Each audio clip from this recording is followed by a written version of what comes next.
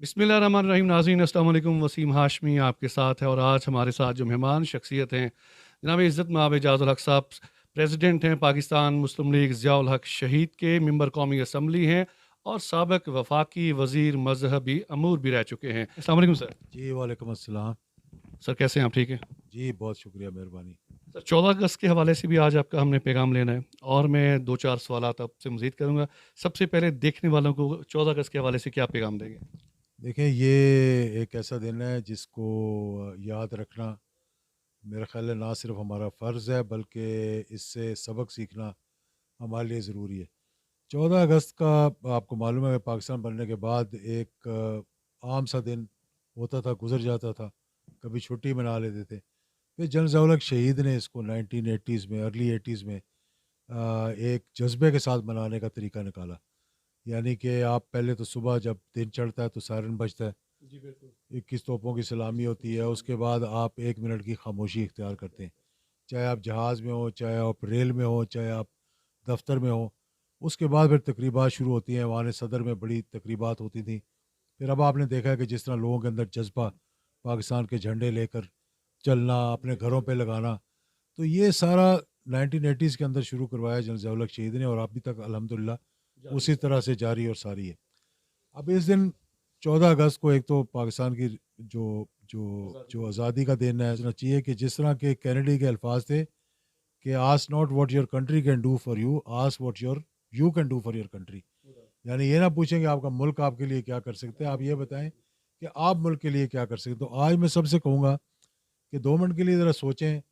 आज जश्न आज़ादी का जब टाइम आ रहा है कि क्या हमने पाकिस्तान की बेहतरी के लिए कुछ कंट्रीब्यूट किया है? कोई पौधा लगाया हो, किसी गरीब की मदद की हो, किसी को सड़क क्रॉस करवाई हो, किसी पे जुल्म हो रहा हो तो उस जुल्म को रोकने के लिए अपना हाथ आगे बढ़ाया हो था। और जो लोग ये दो नज़रिया के ख़िलाफ़ आइडियोलॉजी पाकिस्तान की जो है कि उसके ख़िलाफ़ है, उनको भी ये पता होना चाहिए कि पाकिस्तान जो है वो किस मकसद के लिए बना था और किस मोटो के तहत बना था कि पाकिस्तान का मतलब क्या, ला इलाहा इल्लल्लाह मुहम्मदुर रसूलुल्लाह। उसी को लेकर जब तक हम आगे चलते रहेंगे हमारी कामयाबी रहेगी। जब हमारा किबला जो है वो मक्के और मदीने की तरफ होगा, हमारी बेहतरी की तरफ हम आते रहेंगे। एजाज साहब, मौजूदा सियासत में बात करते हैं। पाकिस्तान मुस्लिम लीग ज़ियाउल हक शहीद जो है, आपके पास एक वाहद सीट है। किसी दौर में इमरान खान साहब के बारे में यही कहा जाता था कि यार इस शख्स के पास एक सीट है, ये आगे जाके क्या करेगा। आप काफ़ी शहरों का विज़िट भी कर रहे हैं। क्या समझते हैं आने वाले इलेक्शनों में और जो लोकल सतही पर इलेक्शन होंगे, उसमें ज़ियाउल हक शहीद जो है जमात है, बढ़ चढ़ कर हिस्सा लेगी? देखिए, पाकिस्तान मुस्लिम लीग ज़ियाउल हक शहीद हमारा मकसद ही है कि ये हक और सच का साथ देना। बिल्कुल। ठीक है, छोटी जमात इसलिए है कि हमने अपना सारा ज़ोर जो है वो पाकिस्तान मुस्लिम लीग के पलड़े में जा डाल दिया, जो बाद में पीएमएल-एन बन गई। उस जमात का मैं सीनियर नायब सदर रह चुका हूँ, यानी नवाज शरीफ सदर थे और मैं सीनियर नायब सदर था। बिल्कुल। लेकिन वो जमात भी जब अपने नज़रिए से उतर गई तो हमने उससे इख्तिलाफ़ पैदा कर लिया कि आजकल हमारे यहाँ मौरूसियत है। मौरूसियत जमातों के अंदर है, मौरूसियत हुकूमतों के अंदर है, मौरूसियत सियासत के अंदर है। छाई हुई है। तो जब तक ये चीज़ हम ख़त्म नहीं करेंगे, मेरा नहीं ख़्याल कि हम आगे बढ़ सकते हैं। तो इसके लिए हमने जो है वो जब पीएमएल-एन अपने नज़रिए से उतर गई, यानी उनका नज़रिया क्या था कि ज़ियाउल हक शहीद के मिशन को आगे ले जाना। ज़ियाउल हक शहीद के मिशन की बात नहीं थी कि उन इस्लामी इक़दार को, उन इस्लामी मामलात को जिसको हमने आगे लेकर चलना, जिस तरह के सबसे बड़ा काम जो मैं समझता हूँ इस मुल्क के अंदर हुआ, आइन के अंदर हुआ, 73 के आइन के अंदर, वो 8वीं तरमीम के तहत जो आर्टिकल 2A है कि जिसके ज़रिए जो प्रीएम्बल था आइन का, जी हाँ। दिबाचे में था, उसको आइन का हिस्सा बनाना ही एक इतना बड़ा काम था कि इस मुल्क को मुकम्मल तौर पर इस्लाम के अंदर मतलब जुड़ यकजा गया करने है, लगे। हाँ, यकजा कर दिया। अब आप का नज़रिया क्या था? आपका नज़रिया ये था कि आप हिंदुस्तान के ख़िलाफ़ खड़े हैं, आप कश्मीर की आज़ादी के लिए जद्दोजहद कर रहे हैं, पाकिस्तान की शहर है वो, उसके लिए जद्दोजहद कर रहे हैं। तो जब इस हुकूमत ने, अच्छा, इख्तिलाफ़ क्या था हमारा? इख्तिलाफ़ यही था कि हमारा पीपल्स पार्टी के साथ इख्तिलाफ़ था।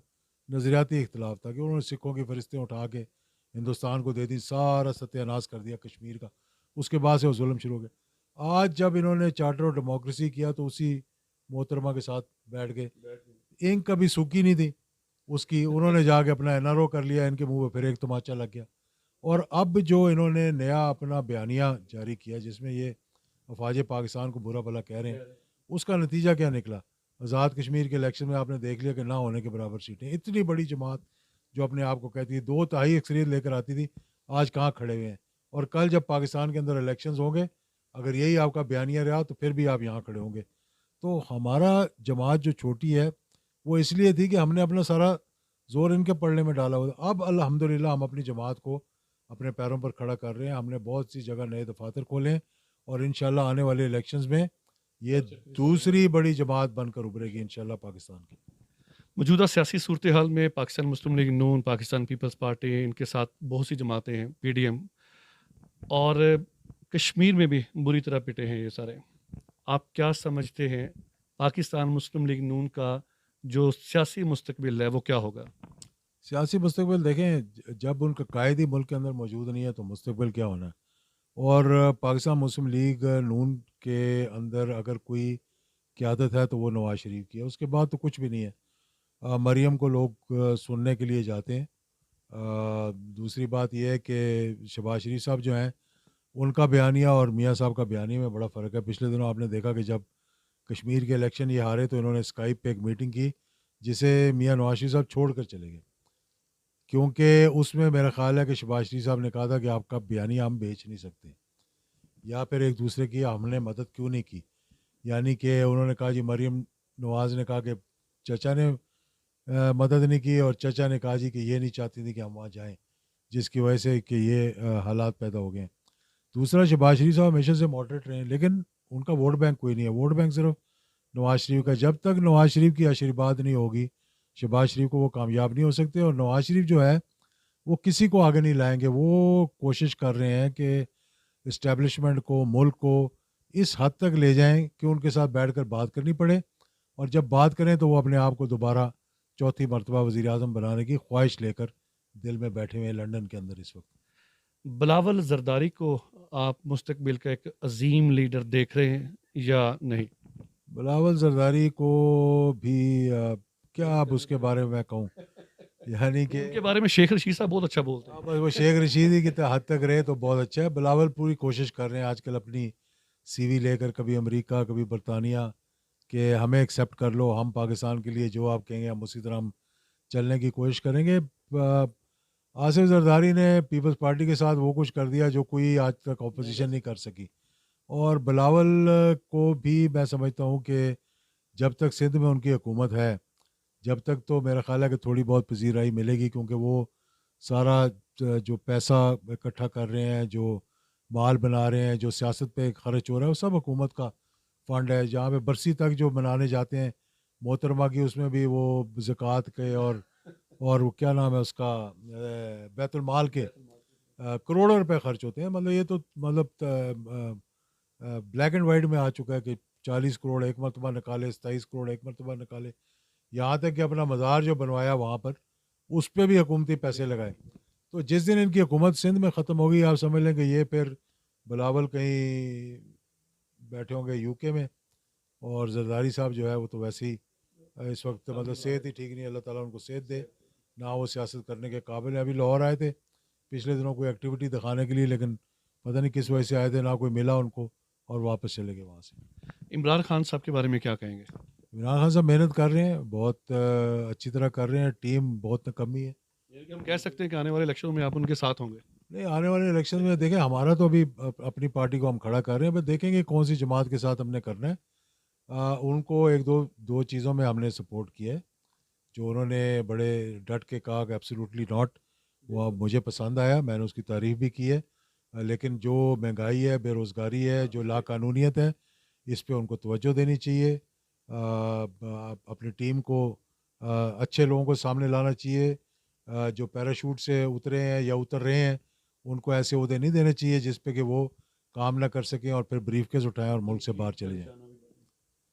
نہیں ہے ناامید اقبال اپنی کشت ویراں سے، ذرا نم ہو تو یہ مٹی بڑی زرخیز ہے ساقی۔ اعجاز صاحب، ہم سے بات کرنے کا بےحد شکریہ۔ بہت شکریہ آپ کا، انشاءاللہ آپ کا چینل دیکھتے رہیں گے، اور دوستوں سے بھی کہوں گا کہ آپ کا چینل سبسکرائب بہت کریں شکریہ سر، بہت شکریہ، تاکہ آپ دن دگنی اور رات چگنی ترقی کریں۔ بہت